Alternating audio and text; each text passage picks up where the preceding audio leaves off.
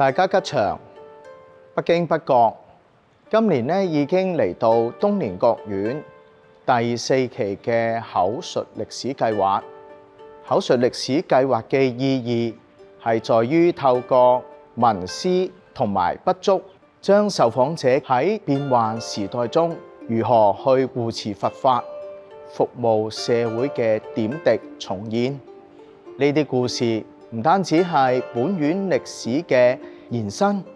更加係梳理咗本港佛教歷史嘅承傳同埋社會演變嘅脈絡。過去呢幾年，我哋訪談過唔少嘅法師同埋大德居士，記錄咗有好多有溫度嘅故事。隨着計劃邁向新階段，我哋需要更多有心人去加入，為香港佛教保留更多嘅傳燈印記。我哋誠邀大家參與第4期嘅口述歷史計劃，喺聽取受訪者故事嘅過程，學習如何喺生活中實踐佛法，期望能夠與大家攜手合作，將珍貴嘅歷史文化傳承落去。最後，我衷心祝願大家福慧增長，六時吉祥。如果訪問係一門藝術，口述歷史嘅訪談就會係一場有靈魂、有深度嘅對話。口述歷史唔單止係一問一答，我哋仲視之為一個同時間競賽嘅搶救行動。好多受訪者不單止係歷史時代嘅見證者，亦都係長者，甚至乎係嗰一個特定年代嘅最後一代。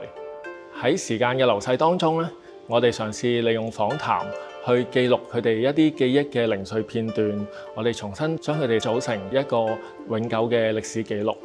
如果大家都想學會一啲口述歷史訪談嘅知識同埋技巧，甚至乎進入真實嘅歷史場景，去記錄一啲未曾被記載嘅動人故事，相信參加東蓮國院口述歷史計劃會係你一個好好嘅選擇。完成課程之後，不單止可以加入我哋嘅義工團隊啦，亦都可以參與口述歷史計劃嘅訪談，去訪問一啲佛教相關嘅大德同埋居士。好多時我哋喺訪談之中咧，都會扮演一個引路人嘅角色，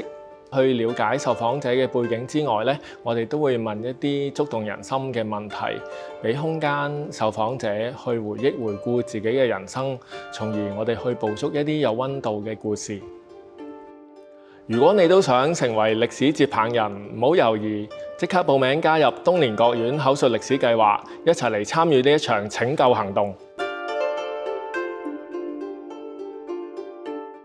透過參加東蓮國院口述歷史計劃培訓，你會有機會親自訪問歷史見證者，搜集同香港佛教以及東蓮國院相關嘅重要資料，